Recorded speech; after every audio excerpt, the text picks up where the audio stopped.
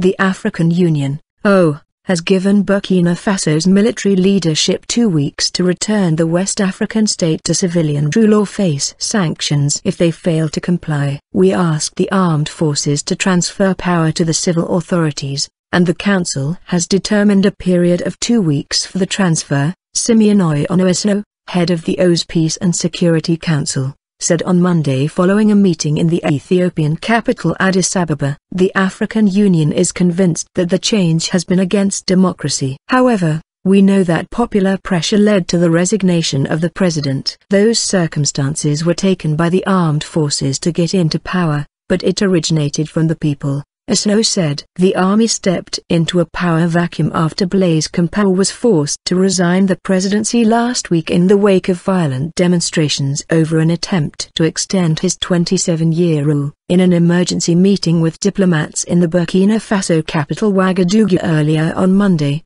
interim leader Lieutenant Colonel Isaac Zida vowed the military would cede power to a transition government, without giving a time frame for the changeover. Our understanding is that the executive powers will be led by a transitional body but within a constitutional framework that we will watch over carefully, Zida said. The political opposition and civil society organizations insist that the victory of the popular uprising belongs to the people. Jean-Hubert Bazy, opposition spokesman, naming Zida as leader on Saturday, the military had said it was acting in the interests of the nation and that power does not interest us. But its takeover has also sparked angry protests. Zida also held meetings with French, American and EU diplomats, who also urged him to hand power back to civilian leaders. Senior opposition figures also met with their leader Zafir Ndiba. Al Jazeera's Haroun Mutasa, reporting from Ouagadougou, said that as of Monday afternoon the streets in the capital have calmed down after days of protests. But she said that civilians are eager to see the transition happen as quickly as possible. Meanwhile, the opposition has raised fears that the military would expand its powers.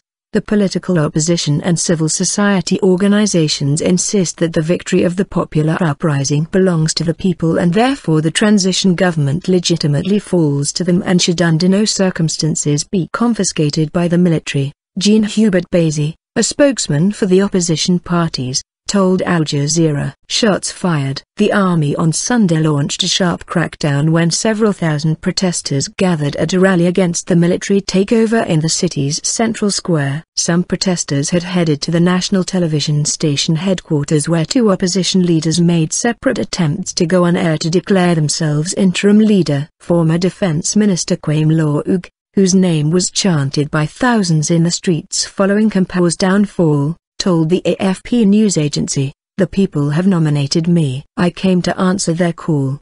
But the TV technicians walked out, interrupting transmission and also foiling a bid by Suran Serim, a former member of the ruling party, to make her claim as leader. One person was killed close to the television headquarters where soldiers fired shots in the air to disperse protesters. The army said the victim was likely struck by a stray bullet, similar to the Mohammed Ibn Chambers, the UN envoy for West Africa, issued a warning that if the army refuses to transfer power the consequences are pretty clear. "We want to avoid having to impose sanctions on Burkina Faso," he said.